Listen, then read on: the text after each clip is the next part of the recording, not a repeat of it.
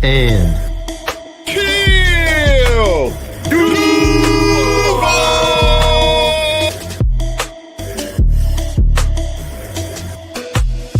know what it is, man. You're locked into Third and Teal where they keep it real. And if you don't know, you're going to learn today. Third and Teal, baby, and I'm out. Let's go. Third and Teal. We are back. It's been a little bit, y'all. It's been a little bit. That's okay. We took a little break, unintentional. We said we were going to tell y'all, and then we didn't. It just kind of happened. But, a lot of life going on. It was Jaguar Force, too, because wasn't there nothing really going on. Hey, no kidding. Yeah. No kidding. There was nothing to talk about that we hadn't already talked about, and then just life was not lining up how we always want it to in terms of schedules for everything, and it was easier to just kind of take a little extra long break. Luckily we didn't really miss anything, but unluckily we didn't really miss anything. But we're going to get into that. We're going to talk about some stuff, but it's nice to be back. Eric, Trevor, how y'all doing? Eric, what's going on? Hey, another get to talk Jaguar football, man. Hey, you know what though? It's been boring without being on the air. I'm not even going to lie, man. It's been boring. Kidding. I mean, I got my bowling and all, but it's still been boring. I miss the family. So I'm glad to be here. Glad to be here. Oh yeah, I missed it too. I was like, man, I don't really.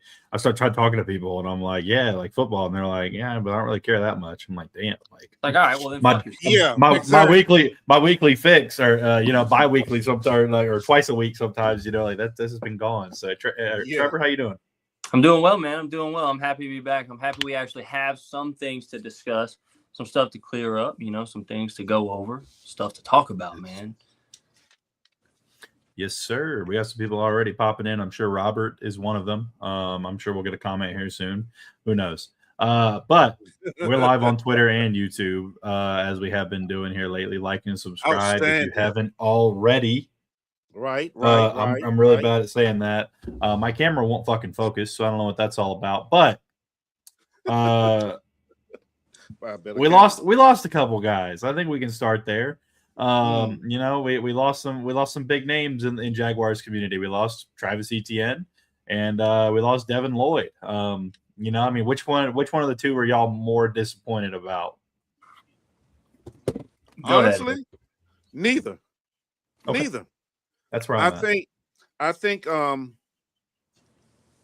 if we remember correctly, last year we were talking about Etienne being cut or being traded away because we brought in them two other backs and we had Tank Bigsby still at that time. Yep. And Etienne just happened to go out last season and ball out. Hey, it's good. But I'm not saying that he's not replaceable or we don't have the back to replace him on the roster right now, because I do believe we do with Tootin. If Allen's going to be all right. I'm expecting him to get a lot more carries now. Intriguing is this Rodriguez kid. I tried to watch them, all 22 of them. I really know nothing about him, but I've heard some good things about him. From what I saw, I don't see it, but I'm not an NFL coach, and I don't know the head coach. So it is what it is. But as far as Devin Lloyd, same thing. You know what my theory is when it comes to free agency is if the guy wants to stay, he will stay. You know what I mean? Etienne, I guess he got homesick. He just wanted to go home. He wanted to go home. The Saints gave him a bag of money. I'm about to say he got his money. He got his money. So, okay, good luck to you. Don't wish you no bad luck or nothing like that unless you playing us. But other than that, and Devin Lloyd, 2 years before that, remember, he come up for his fifth-year option. The team wouldn't even get the fifth year, take the fifth-year option on him, right? Mm-hmm. Yep. So that tell you something all in itself. And then he goes out and balls this year under a different coordinator, which is great. It helped us get to where we were, 13-4. Oh, massively. However, that doesn't guarantee that he would have done the same thing this year. Sometimes they have the freak season, And after that, the production goes down because it's hard to replicate that same type of performance year in and year out. It just is. So, and for what he's asking, let's think about it. We still got Vontrell Miller. We drafted Kaiser. We got Lewican. We got who else we got over the linebacker? Did I say Miller already? Yeah, Miller. We got McLeod. Yeah, we brought back Gardak, who can play both. We still have Nasir Abdullah sitting in the wings. Yeah. So yeah, he's gone, but I don't think it's going to be a massive hit as most fans think it is. Okay, I'm going to stop right there and let y'all get in on it. Go ahead. You're good. What you got, Trevor? The homer in me is going to miss ETN, because even like Eric brought up when everybody was talking about getting rid of him, cutting him, I was still one of the only ones still on board with fuck that, bro. Like, I'm telling you, he is way better than that. We just had a terrible scheme and a really bad line. I knew that was the problem. I said it from day one, and I never changed off of that opinion. I had that opinion the whole time. I knew that as soon as we made even some slight improvements to our scheme in this offensive line, ETN would have a good year. And there it was. Now, I think you're absolutely right, though. There was nothing Jacksonville was going to do to keep him because he got the bag and it was at home. He was going home. There was no ifs, ands, or buts. He was going home, which is good. I'm happy for him. That's awesome.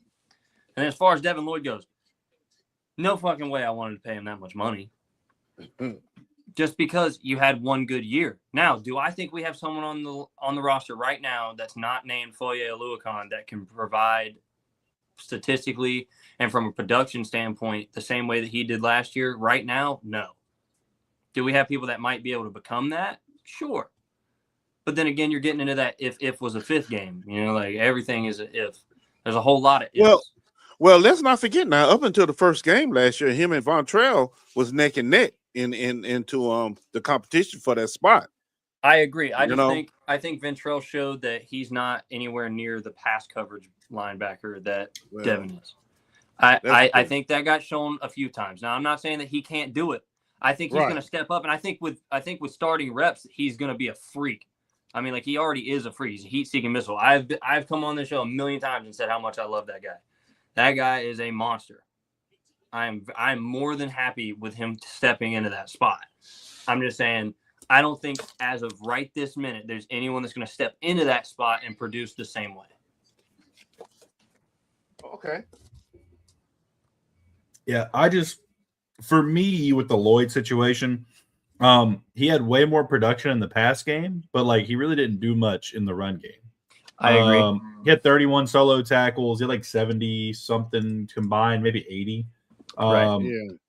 I mean, he was a solid linebacker when it comes to tackling. But like this was his least amount of tackles in the season by 32 tackles total. So, but one thing I will say about that is, of course, you can't fully put that on him. Teams were forced to pass more because of the fact that our run defense was good, and also too, we were leading in a lot of games. I mean, we can't take that away from him. But it's always weird to me when somebody's not great at something. Like last year, the coverage, whether it was scheme, whether it was him, in the past couple of years, we've never said Devin Lloyd is a great coverage linebacker up until this season. Oh, we know that, right? Exactly. Mm-hmm. We've been hating on him for 2-3 years. But now all of a sudden he's this great pass coverage linebacker, but he's forgettable in the run game. I completely agree. It wasn't that he was missing tackles. He wasn't missing tackles. He was making tackles. It's just that he just wasn't. I mean, even in a year where they're throwing the ball more, I mean, Foye probably still had 130 plus tackles if I had to guess. I don't know that right off the top of my head, but I'm sure I can find it out in about 2 seconds. 143. He had over double the solos and almost double the assists. It's because Foyer's him. But that's what I'm saying though. It's like Foye still had a good year in pass coverage. But he also still had a lot of tackles. And I don't think that teams are just intentionally running away from Devin Lloyd. He's not that kind of linebacker. But that's where we shift those. I think that. Oh, go ahead, Eric. No, I was going to say, if you look at the numbers since he's been in Jacksonville, they pop out really. The only thing that made last season so special, if you really look at the numbers, are the Mhm. 5 interceptions. Yep, that's it. Well, That's it. Well, hold on. That- There's a lot more to that though. I got to say that like there were many of plays that were near interceptions or pass breakups on key drives, like on big downs. Like that's where you're gonna feel it that he's not necessarily there. Like I'm not saying that this guy is like some lockdown corner because he's not. Like I said, I do personally believe, and I see the comment down there about Jack Kaiser being Camp's draft choice. By the way, I think we'll get to that soon enough. But I do think I am fully confident in Ventrell Miller. Personally, I have the utmost confidence in him. I think actually what this does and everything that Eric just brought up is highlights even further where I'm pretty sure we all agreed on this. I can't remember, but I know I was of the opinion, and I'm pretty sure both of you shared the same sentiment when everybody was like, oh, we need to start trying to trade Foye. And we were like, no, you guys are fucking high. And this is why. This is why. I mean, exactly. I said we should trade him. Like if we can only keep one, right? Like I think you trade Foye and keep Devin if we're like desperate to keep him. But that was just me playing kind of devil's advocate. Like that's not actually what I want to do. Right. But and a lot of that. Go ahead. I'm sorry. No. Go ahead. I was going to say, I'm about to completely derail. I was going to say, and on top of that, you were basing that more on youth age than actually experience. Yeah, because Devin will be 28 at the start of next season, and Foye will be 32. I think it was purely based on if we want longevity and stability. But the smart investment. I'm of the opinion that the starting linebacker next to Foye is not on the roster right now. I think we're going to draft somebody. I think that's going to be our first draft choice this year. First or second is going to be a middle linebacker to slot in at Devin's slot. This is a really deep draft. There's a couple of guys, and we have so much ammo. And I mean, James Gladstone didn't necessarily allude to us trading up to draft somebody, but he alluded to the fact that like we're gonna get a bunch of picks for next year compensatory, and we already have a bunch of picks. But like we can move and get somebody if we need to. And honestly, this is a deep linebacker draft with a lot of guys who are more athletic and just as big as Devin Lloyd is. That's one thing is like Devin Lloyd is an athletic linebacker, but he is not the type of athlete that's coming out in this draft class. I mean, this is the fastest draft class in NFL history. Yeah, literally every single position besides one was the first rated fastest crazy fast. And you got linebackers who are just as big as Devin, 6'5", 240 that are running 4.3s and 4.4s. I mean, Devin Lloyd's a 4.67 guy, I'm pretty sure. Like he's not a burner, but he's not slow, But I just think there's so much talent. I'm not saying that Ventrell or Jack Kaiser won't be the starter. I'm just of the opinion that I think that the starter is not on the roster right now. I think they're going to draft somebody that they like. If they have a chance to move up and get that kid out of Texas Tech, that's my vote. I don't think he'll be there. We will have to move up. He's definitely not going to be there. 56? Is that where we draft? Yeah, he's not going to be there. Definitely not going to be there. But is it 56? 52? I think it's 52. We're 56. So the Carolina Panthers are 51, and we had. Let me look. I'm pretty sure. I could be wrong, but I'm pretty sure we're 56. Me too. I could be wrong too. Well, I thought it was 52. Let me see. It's in the 50s. Damn it. Either way, that's still he's not going to be there at 52 either. Yeah, we're so. But that's the thing is like, I don't really know that he's going to be there, of course. But at the same time, let me see here. Round 2. Yeah, we're 56 right now. Okay. But at the same time, if he's there at like 40 to 45 and you can move up and get him, I think you do. Because I mean, the biggest question marks for me right now, they're all on defense. Our offense is pretty set. I mean, you don't want to roll into next season with the same O-line that we rolled into this season with. No. But I mean, I'm comfortable with 3 out of the 5 starters, like totally confident in them. And then there's one that I have a question mark about, which is Anton Harrison. And then you got Patrick McCarry, who could not ever step foot on the field again, and I'd be very happy. I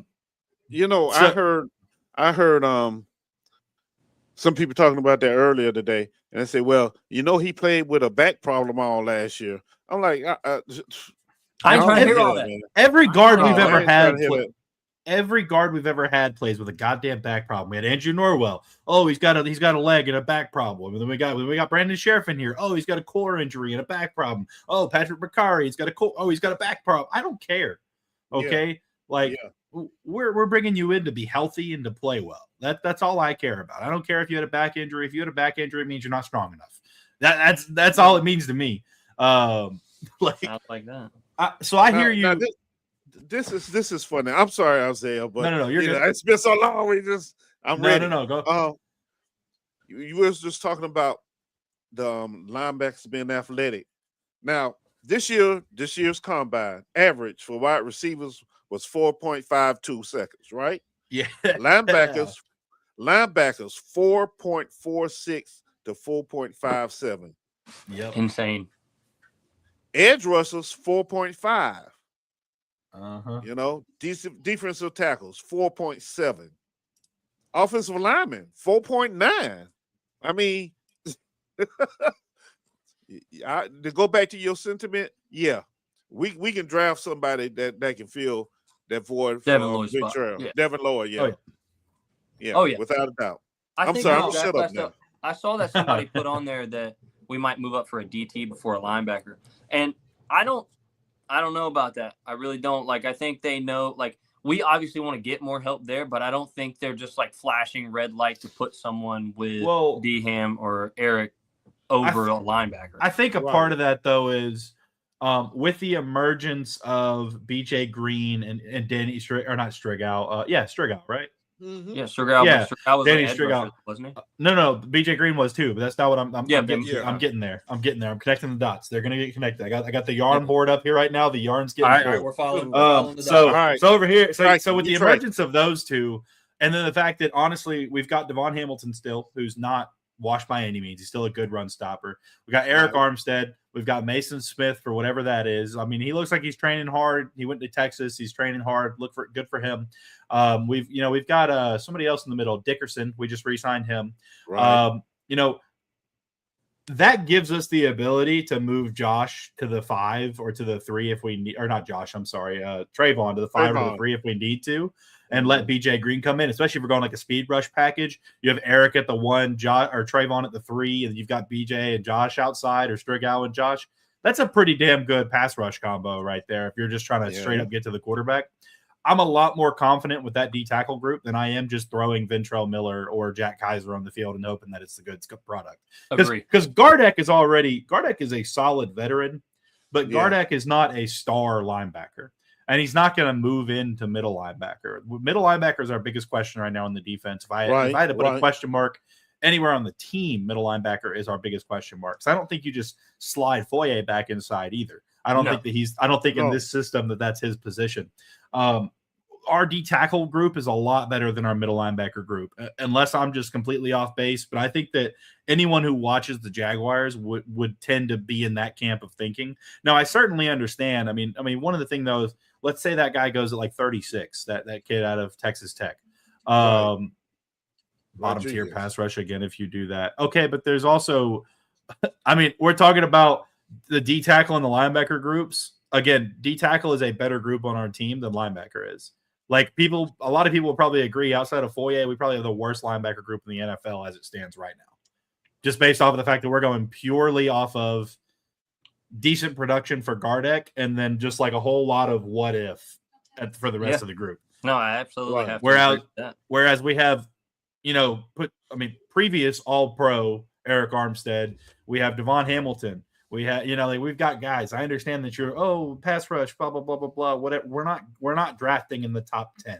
Okay. We're not adding some game breaking pass rusher immediately we're going to have to develop a guy. We've got 2 guys to develop behind Josh and Trayvon right now.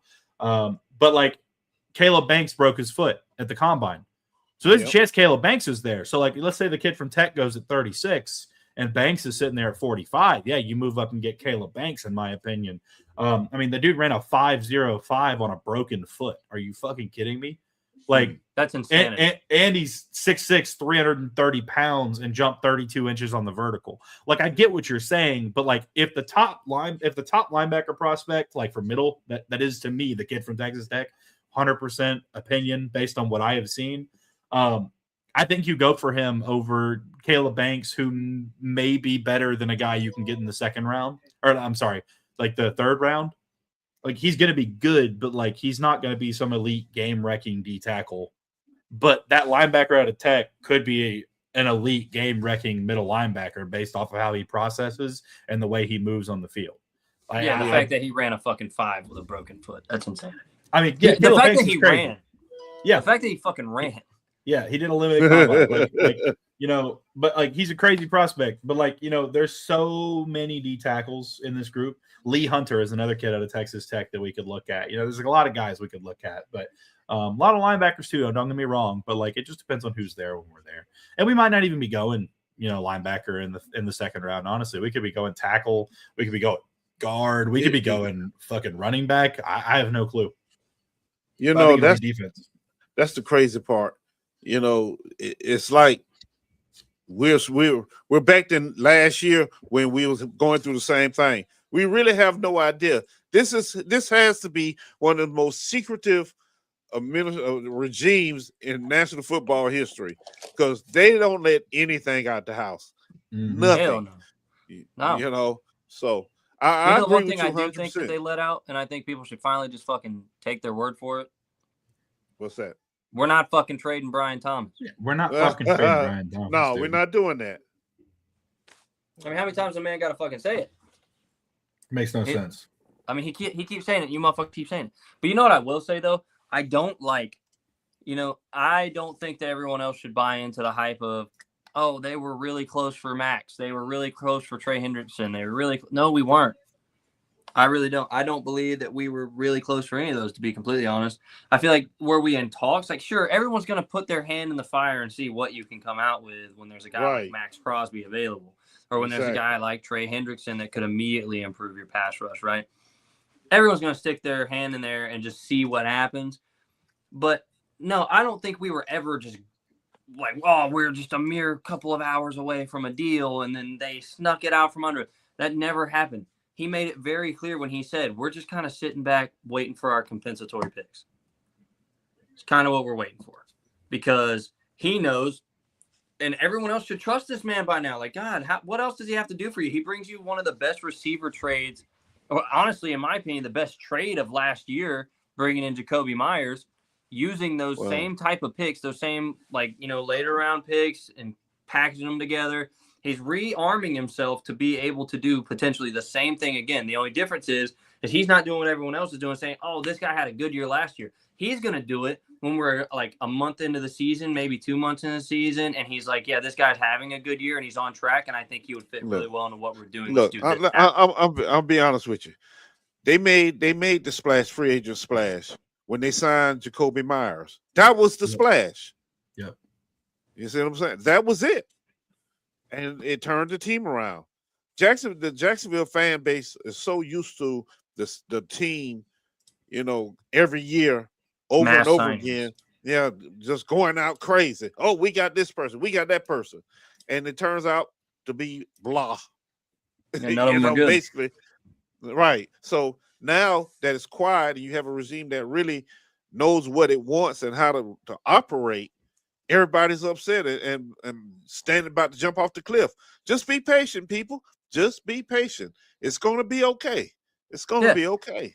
And I think the best thing people should take away from what he said, and I think this is the biggest thing that stands this regime and those of the past apart, he said, we're in no hurry to break the momentum. Right. Like we're in no hurry to destroy the momentum. So I think people are quick to forget. We were a fucking playoff team last year, people. We won our division. Like, we don't need to be going massive in free agency. We're not some bottom of the barrel team that won 4 games. We were a contender with multiple opportunities to take the first seed. And, you know, we can go back and forth. I think Liam had some growing pains. I think there was a few things to point to, but those are things that happen with growth. But the thing is, we're not some team that just was lacking so much talent and we just barely stumbled our way there. We put our fucking hands on people, bro. Like, we didn't just barely beat some people. Now, some games we let people hang in longer than they should have, but you'll have that. That's the National Football League. But there were multiple games. We just went out and absolutely did whatever we want when we wanted. We are not some talent-starving team.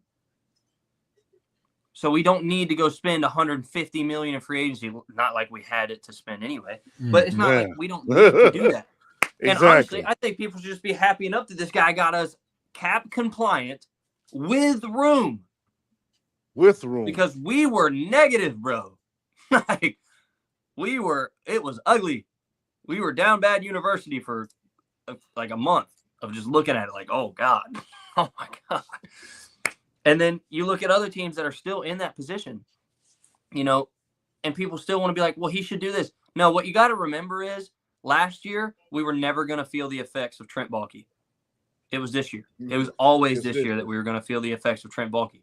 All of those contract heavy loads and all those because Trent Baalke was a fucking notorious offloader.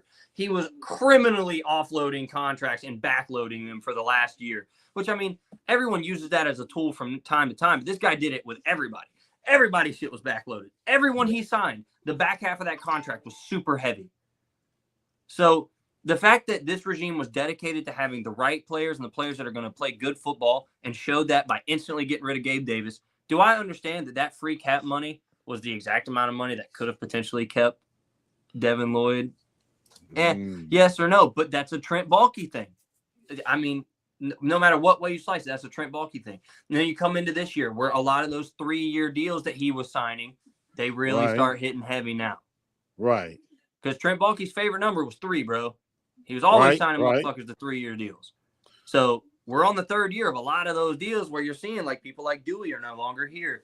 And then, you know, the people that are still here, they have a heavier cap hit than what you want to see.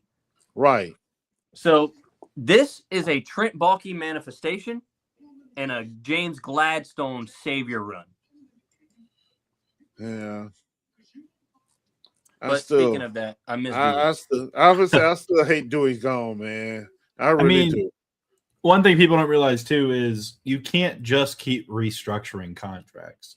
That's how we're in the situation we're in now. Like somebody on Twitter was going crazy, crying on Twitter in public about, oh my God, Gladstone doesn't know what he's doing. If this season doesn't work out, we're just blah blah. Okay, you can't just restructure Josh. You can't just restructure Eric. You can't just restructure Boye again. You can't just restructure Devon Hamilton. You can't just restructure Trevor Lawrence. You can't just restructure Jacoby Myers. You can't just restructure everybody, okay?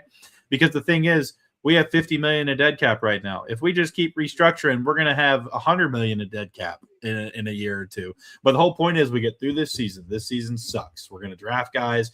The guys we draft are going to raise our ceiling. As they said, that's the whole point. And then next year, way less dead cap. We have more room. The cap goes up again. You know, it's like we've had a couple of record-breaking cap increases, and we're not going to have the dead cap next season. Like we really need to realize that it's not about, move this money here and move that money there. Sometimes you just have to eat the fucking contract and actually just sit there and pay it, because you can't just keep kicking the can down the road, because eventually you can't kick the can anymore. Exactly. There's always going to come a year where you've got to just bite the bullet and do it. That's the only way to avoid continuously kicking the can until you kick yourself into where you're paying 2 rosters worth of dead cap. Right. Like, you can't do that. You cannot do that. It's the quickest way to bury yourself. And I think what they're doing this year is, honestly, don't get me wrong, I have some question marks about isn't his name Rodriguez? Yeah, Chris Rodriguez. Yeah, Chris Rodriguez. I have some questions about Rodriguez, but I get why we signed him. The price point, the familiarity with Cohen, and he fills a hole in that running back room for at least the fact of just not of workload. You know what I mean? At least just the workload standpoint, he fills a hole. So no matter what, you got a cheap filler, and it does the job. Really, I saw a comment earlier, and it was honestly the perfect explanation. They said, describe this running back room, and it was like, if it'll get the job done was a running back room. I mean, I think that's perfect. Because am I of the opinion that Tootin is going to fill Travis's spot? Not really. I don't think Tootin is the receiving back that he was. And I don't think that he can get through quite as many of the slimmer holes as he could. Tootin has a hard time. Like, I know Travis was notorious for falling, like tripping and falling, but he'd trip and fall for 10 yards. Tootin trips and falls now. Like, when he loses his balance, he's going down, dude. But he's still super good. Super good. So I think if we adjust the scheme to him, we'll be really well off. Like, we got to really adjust to like wider holes, maybe some wider angles, get his speed going. Right. One thing about that, though, I will say is at Virginia Tech, he ran through a lot of skinny holes. I just really think that he needs a full NFL offseason to really reach more of his potential this season. Because I mean, a big thing is, like, you're playing for Virginia Tech, and I know you guys are ACC guys, but like, you're playing in the ACC, like even the SEC. Like, none of these conferences are as big and as physical as the NFL is. You got corners that are as big as some linebackers at the college level in the NFL. It's like, so I part of it, yes, he was tripping over himself. I do think he was adjusting his speed. I think sometimes he was just ahead of himself. He was running too hard before he even like really got open on it. But I think after a full NFL offseason, him working with a running back specialist rather than just the whatever team he plays for as running back coach, I think we'll see a really good year. And he's been working hard this offseason. I've seen some of his workout tapes. I think Tootin and Allen are going to have a really great year next year. But Chris Rodriguez is one that I do want to talk about, because as a Florida fan who was at Duval TV, DTV. Yeah, as a Florida fan who was at the Kentucky game whenever he played for Kentucky, he's a fucking bruiser. Like, that's one thing about Chris Rodriguez that people don't realize, and that kind of hurt him with the Commanders, is that he was drafted and then the new regime came in. And so he is a downhill 22 personnel running back. He is a big bruising back. He's 5'11", 225, 226, something like that. He's going to be our short yardage back, 100%. He is that guy. Okay. He's bigger than both Allen and Tootin. He's like Jaquindon Jackson, but faster. But he's very downhill. But the problem is the new regime come in we're going into year 3 for Chris Rodriguez, I believe, or year 2. And now they're just throwing the ball outside the tackles. They're not really running the ball up the middle or doing any power run schemes. They're doing a lot of outside zone and stuff like that. It just completely was against his skill set. And he still had some pretty decent runs.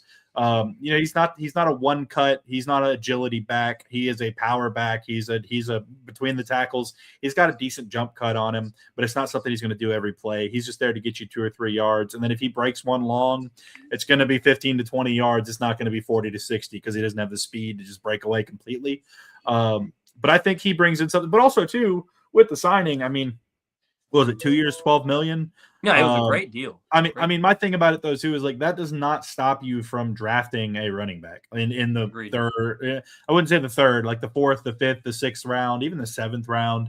It doesn't stop you from drafting a running back. What happened? Nothing. I'm in the Emperor's End Zone chat, and you know how crazy that gets. Oh yeah, I try to stay out of there most of the time. Yeah. It doesn't stop you from drafting a guy like Nick Singleton if he falls to the 5th round. There's going to be a lot of running backs late. That is one thing I wanted to mention too. Is look at the Tennessee Lions, dude. Yeah, no kidding. What do you guys think? Not to completely take us away from the current conversation, but quarterback. What round do you think we're drafting a quarterback in? Hopefully, I would say, the 5th, 6th. I'm thinking 6th. I'm thinking 5th through 7th, somewhere in there. Yeah. Because I don't here's the thing. I'm not trying to draft a guy that's going to be so damn good he's not on our roster to back up next year or the year after. Right. Right. But I want a guy that can come in and toss the ball maybe more than 20 yards. You get a guy in there and he's a really solid backup. Other people want it, and we get third, 4th rounder out of him. I get what you mean though. Because we break in the same situation. I mean, this thing we talked about it last year. Lord, please don't let Trevor get hurt. Because we have my God, dude! If Trevor went down, brother, Lord, that would be ugly. I think as long as we don't bring in Diego Pavia, I'll be happy. Oh, dude. Honestly, I don't think that'll happen. That dude's measurements came in, and he instantly fell down the draft board into the basement.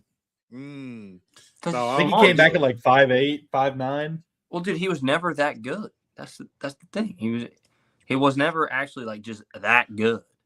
Right. He had a good season. I'll give him that. No, I mean, everybody finds a good season every now and then. But he also had the most athletic tight end basically in NFL Exactly. history with a 45.5-inch vertical. Holy the guy shit. jumping through the roof. I'm sorry. If Stowers is there at 56, there's no way he is. But if he's there at 56 or anywhere close to you it, got to take him. you gotta go get him. I mean, I love Brenton Strange. Don't get me wrong. But we've only got 2 tight ends on the roster right now, and Strange and Stowers are 2 completely different players.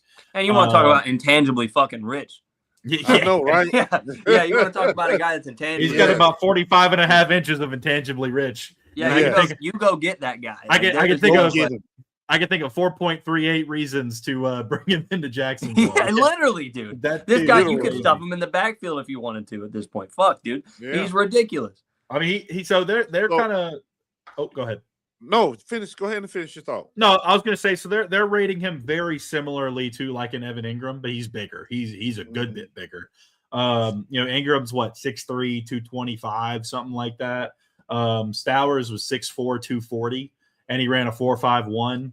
But he's a guy, honestly, with the way he runs routes, you could set him out in the slot or something like that, like Gronk or like those guys used to do in some of those bigger packages where you could split him out wide occasionally. But I mean, honestly, I don't know that a tight end's going to be on our radar, any earlier than round 3 or 4. But like if that guy's there, I mean, you gotta pull the trigger on him. Can you put up how many picks we got per round? Because I know there's a couple of them. We got 3 and 4 picks in a round. I think it's 1 in the second, 2 in the third, 1 in the fourth, 3 in the fifth. Let me see here. I can pull it up. Yeah. Let me see. Draft Simulator.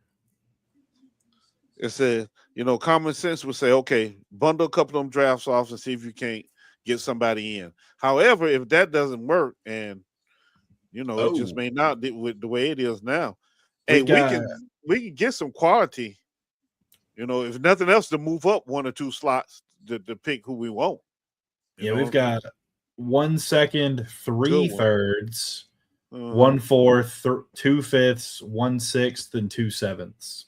Okay. And then next year, 2 of those thirds and get another second. Yeah, next year we have 2 thirds as well. 1 fourth, 2 fifths, no sixth, and 2 sevenths. Or you take one of those thirds and a next year third, or a next year 4th or 5th. Would you say we had a next year 4th?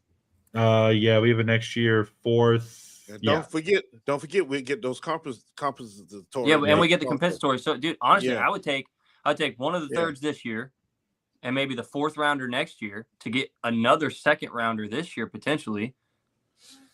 Move in, have 2 2nd rounders because there's a couple positions that we could use 2nd round level talent, like tackle. Like if we could somehow, if he is still there, he's not gonna be. We already know that, but that guy is a fucking freak of nature. But you could potentially get a middle linebacker and a D tackle and 2nd round level talent there, and that would be phenomenal. Or I'm not opposed to even taking another corner, in my opinion. I think we need another corner. I don't know that we necessarily need him bad enough to spend a 2nd rounder on him, but if we had 2 of them, I don't think so. But yeah, I mean, if we at had some 2 point, of them, right. At some point, yeah, you're right. This draft does have a lot of guys, though. Yeah, maybe we wait till one of our other 2 thirds. I mean, literally, if we only give up one of our 3 thirds this year, you know what I mean? You give up one of the 3 thirds, you move into the 2nd, take a linebacker, a D tackle, come back into the 3rd, get you whatever else you're looking at, maybe a running back and a corner, or maybe you go a guard or a tackle. That'd be nice.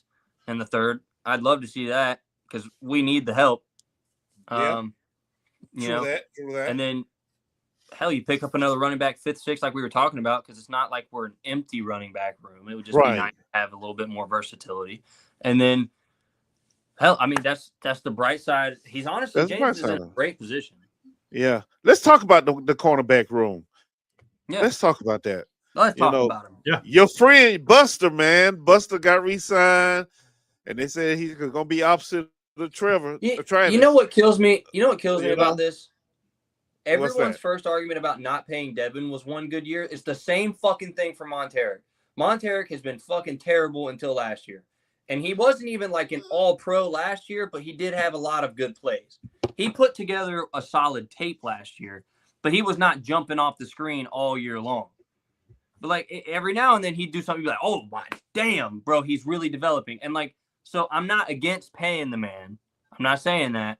But I'm just saying, like, you can't sit back and be like, oh, Devin only had one good year, and then be like, yeah, I'm so happy we signed Monteric because that motherfucker had 2 worse years. Like, he was worse overall the years before than Devin was overall the years before. Like, the motherfucker was bad until last year. Like, I give him props, and I gave him props last year. So it's not like I'm just coming out the woodwork randomly giving him his props. I gave him his props last year when he started to develop, and he really showed, like, he has potential last year, and he really started making some of those plays. All right, cool. But then there were still a lot of those plays where he's getting burnt on some stupid ass shit. Like, motherfucker just lost. He still just gets lost. And that makes me worried about making him the outside corner. That's a young corner. Can't say he's a young corner anymore any longer. Now let's hear something too, though. But I mean, what I said? I was gonna say though, like, he was a 7th round corner, dude.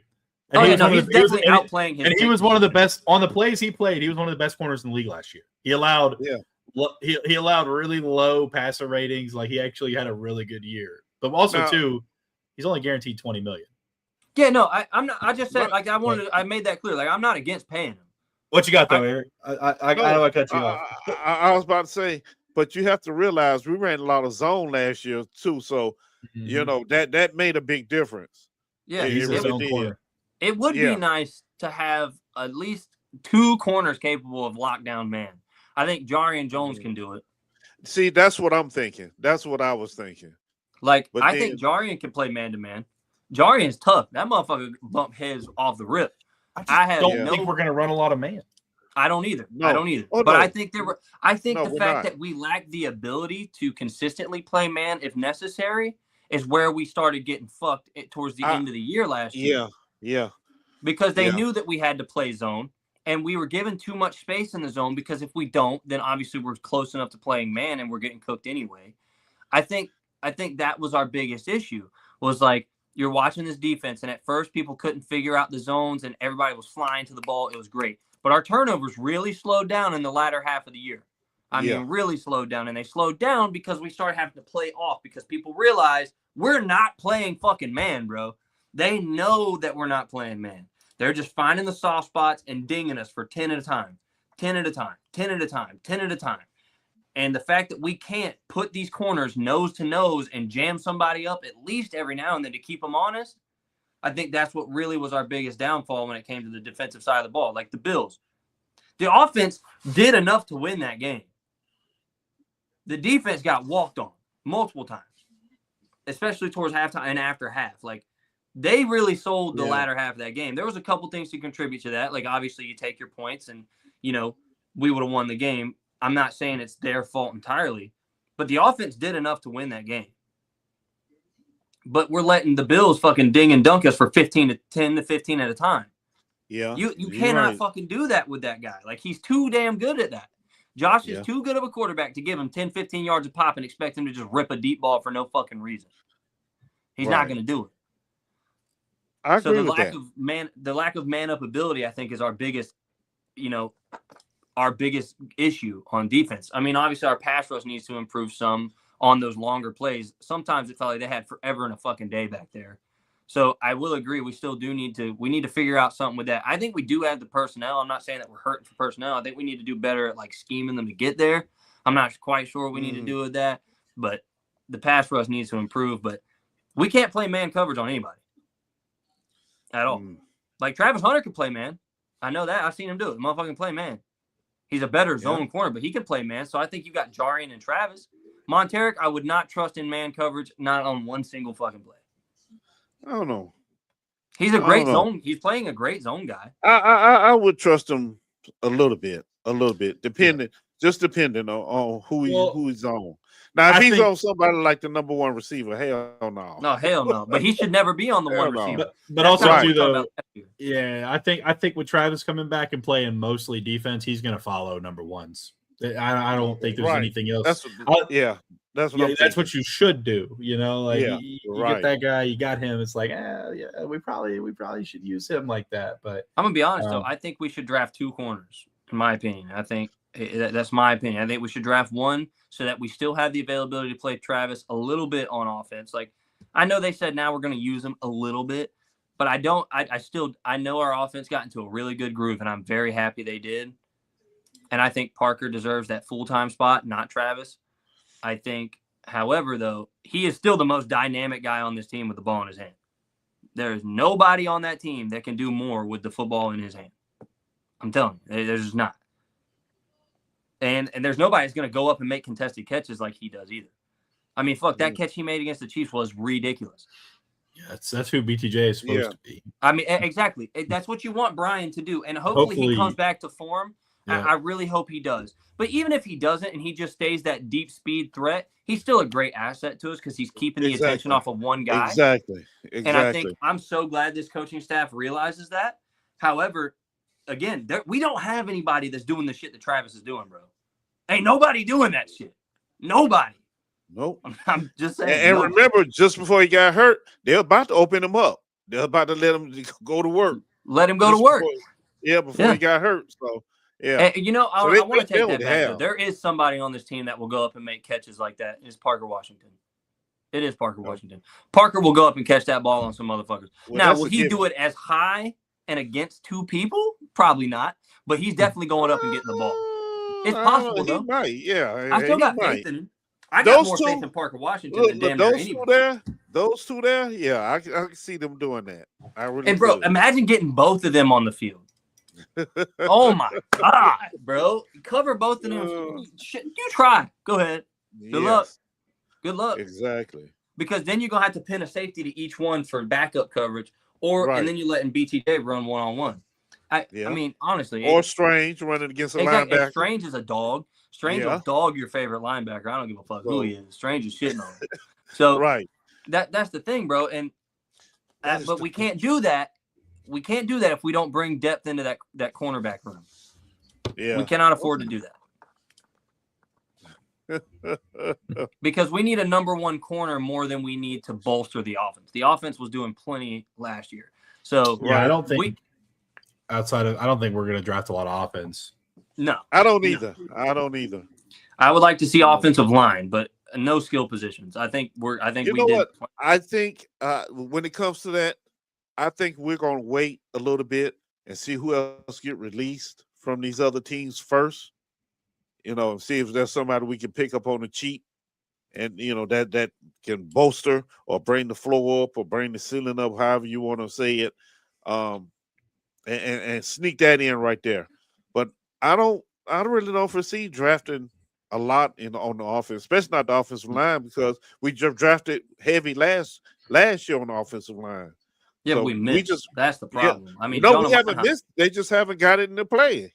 Well, the reason they ain't got it into play is because when we do rotate them in, they don't do shit. The only one that really did anything serviceable was Jonah. Yeah. I mean, so but Jonah once again, going back to a statement that Isaiah made earlier, it's a big transition from the college to the NFL, especially on the offensive line. So maybe they do come in next year and they really start taking up. They start taking a form, and I hope so. Right. I do, man. Yeah. I really do. I do.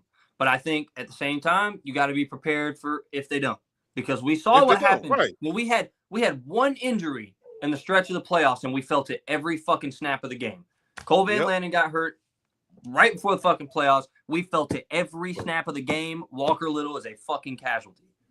And he's still around. That tells you something. He's free. Well, he's still around because he got paid on a dumbass contract. That's why he's still around. He still got. That's right. He did get paid, didn't he? Yeah. Bulky. Yeah, that's why he's still here. He wouldn't be. I guarantee you that fucker would not be here if he did not just get paid and we wouldn't have to eat the dead money anyway. He's more valuable as at least a serviceable depth piece to come in and give somebody a break or something than he is worth eating all that dead money.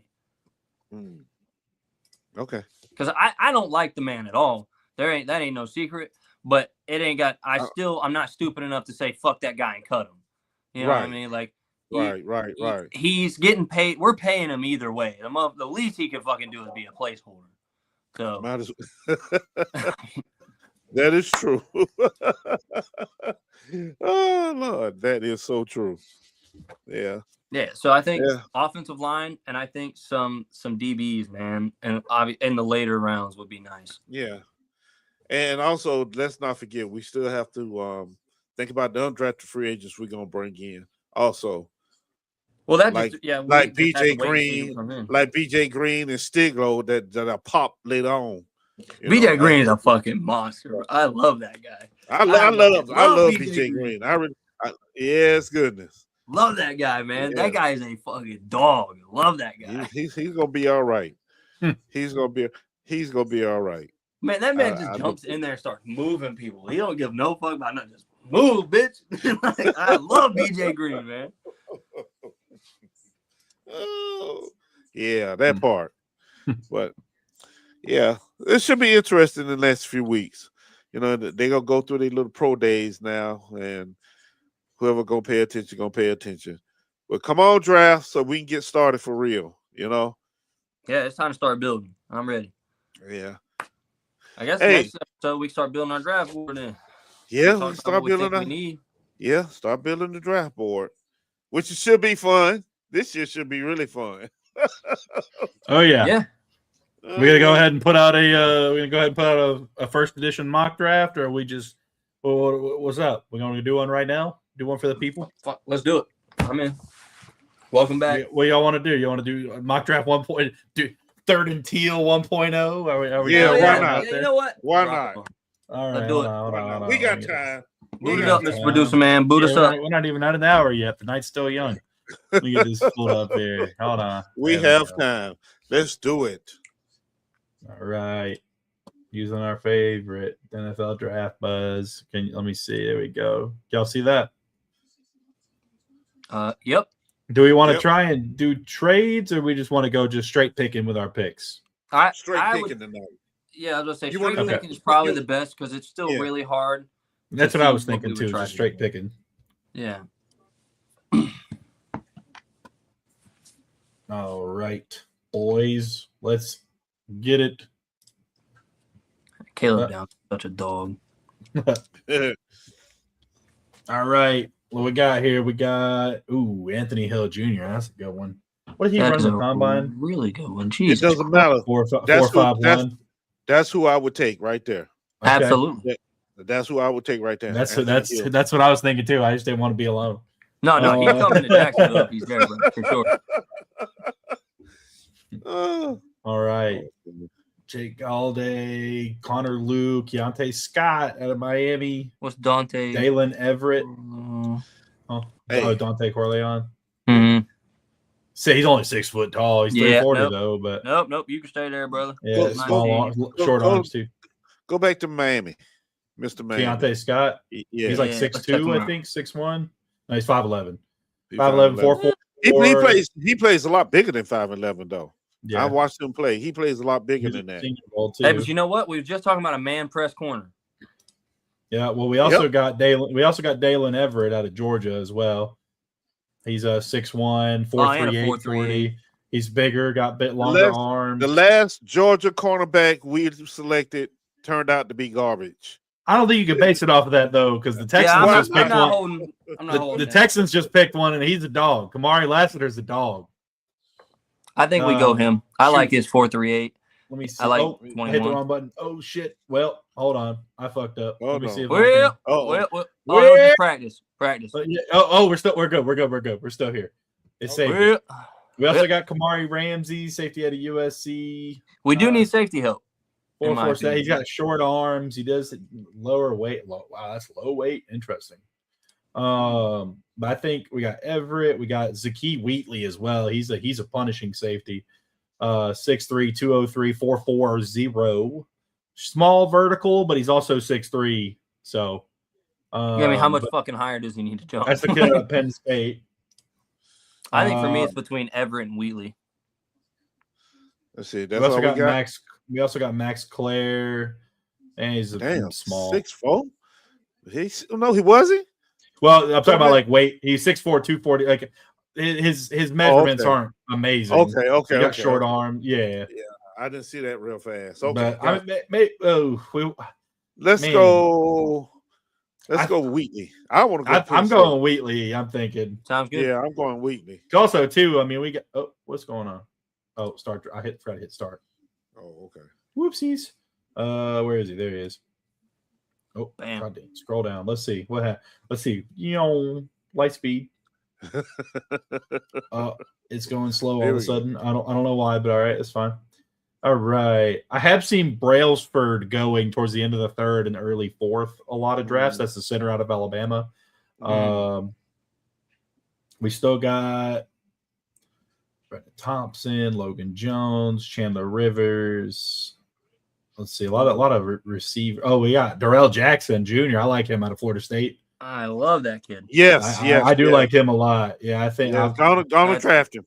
Go on and draft. Don't even. We ain't really got to talk about that one. Y'all know play with that one. too. I'm not a Florida State fan by any means, but I like that guy. He's good. Ball is ball, and I like ball.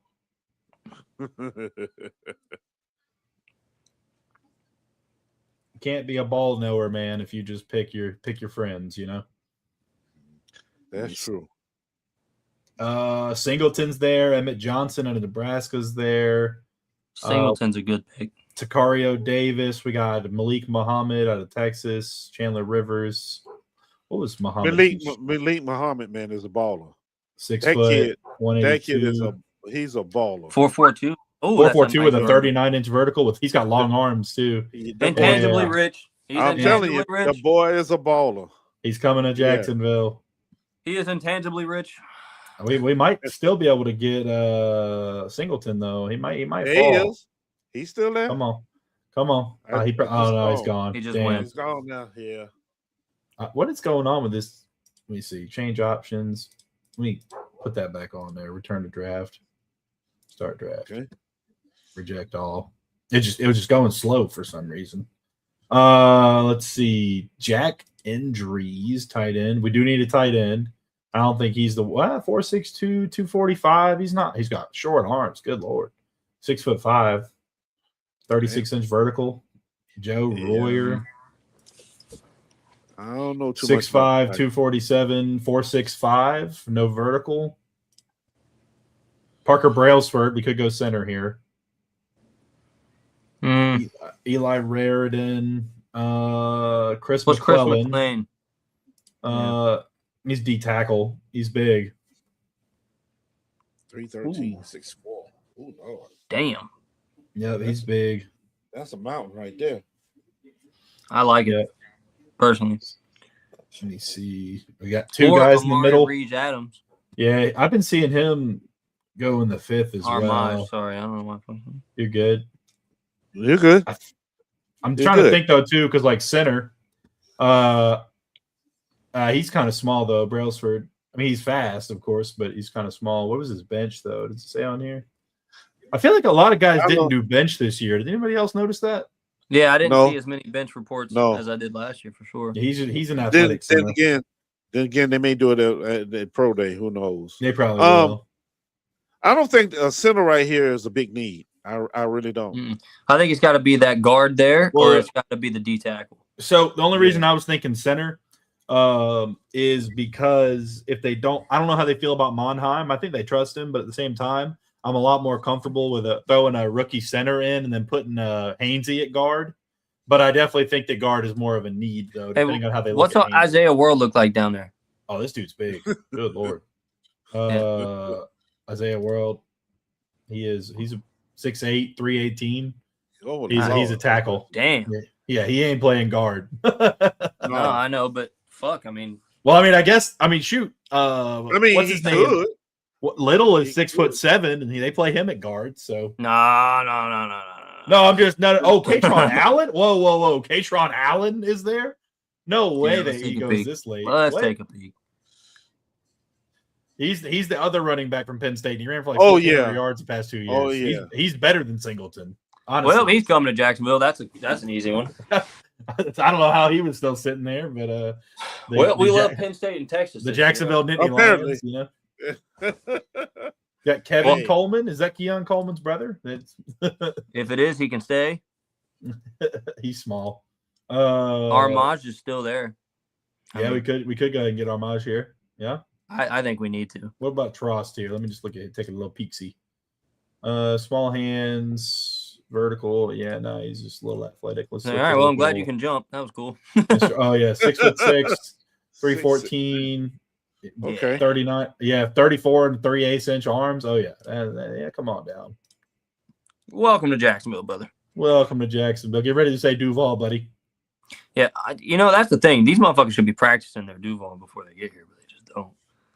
Some of them do. Let me see. I'm just looking for anybody else.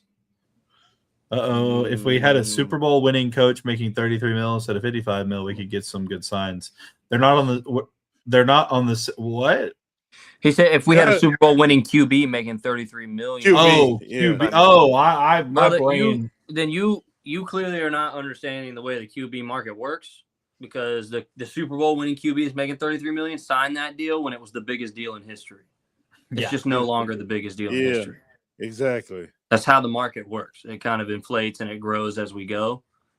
Trevor's deal will be a steal in the next 2 years. I mean, it kind of already is. It already. I was about to say that. It probably already is. You got Daniel Jones with 2 years, 100 million. I mean, yeah. I mean, come on, bro.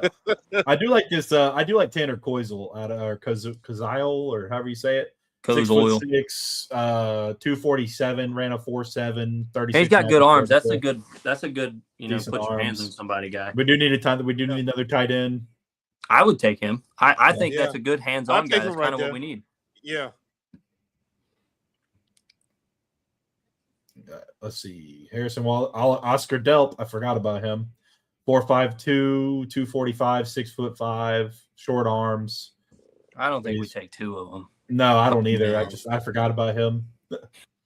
We got Ephesians Prysock. Let's check him out. Ephesians 6'3", 196, long arms. Damn, he's got a good vertical. 4.45 and we like outside zone. He is intangible. Yeah, he's intangibly rich. Yeah, intangibly rich. All right, Ephesians Prysock is going to round us off here. All right. Actually, no, we got one more. Or two more. I lied. Won't be worth it in 3 years. Do you not understand how contracts work, my guy? It's going to be more worth it in 3 years. If it's worth it now, and inflation continues the next two, I don't know why I even argue with these people. Then on the third, you would. Okay, we got Jalen Daniels from Kansas. That's that kid that tested really good, huh? 4.65, 6'1", 219. I like it. I like a 4.65 on. We got Cole Payton. This guy at a NDSU, 6'3", 232. That kid plays good. with heart right there. That guy is pretty good. That guy's 4.56, pretty good. 40-inch vertical, 130. Welcome to Jacksonville, Cole. Get ready to say Duval, buddy. Yeah. Welcome to Jacksonville, Cole. Oh, Jeff Caldwell. I want that guy. You know why I want this guy? This is why I want this guy. 6'5", 216, 4.31, 42-inch vertical. Yeah. 32 and 5/8 arms. Big wide receiver. Draft him. Come on now. Get ready to say Duval, buddy. All right. Do I have to create an account? I have to create an account. All right. Well, I don't want people seeing that. Well, we drafted. You guys saw it? Yep. Next one will be a little bit more in depth, but that was the first one. The first third and Teal draft. Yeah, third and Teal 1.0. 1.0. Okay, 1.0. That'll work. All right, gentlemen. Well, got anything else?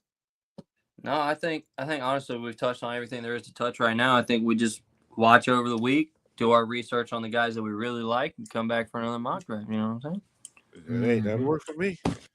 That'll work for me. Well, boys, maybe we get the fourth man in. Oh yeah. Y'all have a good night. Maybe become a Texans fan, Jaggin, Texas. I won't do that. Don't do that. Don't do that. Huh? Don't do that. Don't do what? I'm telling him not to do that. Oh, yeah. That would suck for him. Yeah. Anyways, go Jags, do ball. Like and subscribe. Peace. Have a good night. Right. Hey.